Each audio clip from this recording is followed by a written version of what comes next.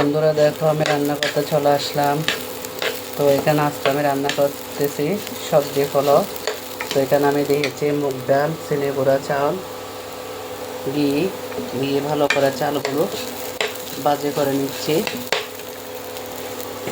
দেখো। আর এখানে সবজি বাজি করে নিয়েছি কারগল, পটল, আলু, লাউ, শুকনো মরিচ দিয়ে, আদা দিয়ে এগুলো ভাজি করে নিয়েছি দেখেছ।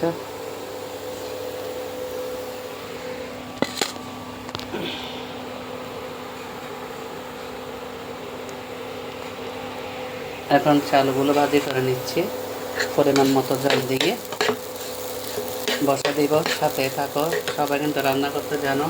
আমি কীভাবে সবজি ফলটা রান্না করতেছি সেটা তোমাদের সাথে শেয়ার করতেছি। চাউল ডাল একসাথে দিয়ে ভালো করে ভাজি করে নিতে হবে।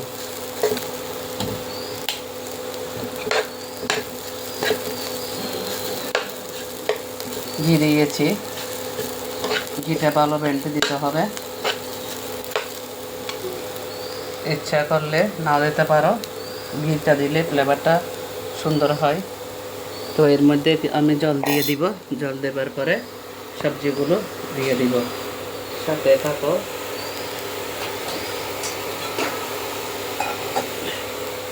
চাউলটা ভাজি হয়ে গেছে, এখন এর মধ্যে আমি জল দিয়ে দিচ্ছি। সবজিতে লবণ হলুদ দিয়ে দিয়েছিলাম। আর এখানে চাল ভাজি করার সময় দিয়েছে আদা, পাঁচফোড়ন। এটাতে কিন্তু আমি শুকনো মরিচ দিয়েছি, কারণ শুকনো মরিচের ফ্লেভারটা ভালো লাগে।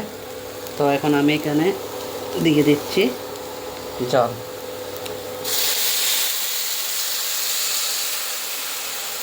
পরিমাণ মতো জল দিয়ে দিলাম।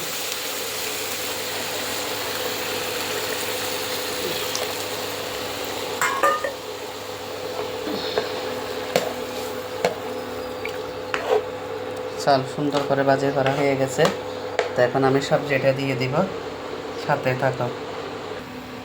সবজি ভাজি করে রেখে দিয়েছিলাম, এখন এখানে সবজিটা দিয়ে দিচ্ছি, সাথে থাকো। দেখাচ্ছে বন্ধুরা, এখন আমি এখানে সবজিটা দিয়ে দিলাম।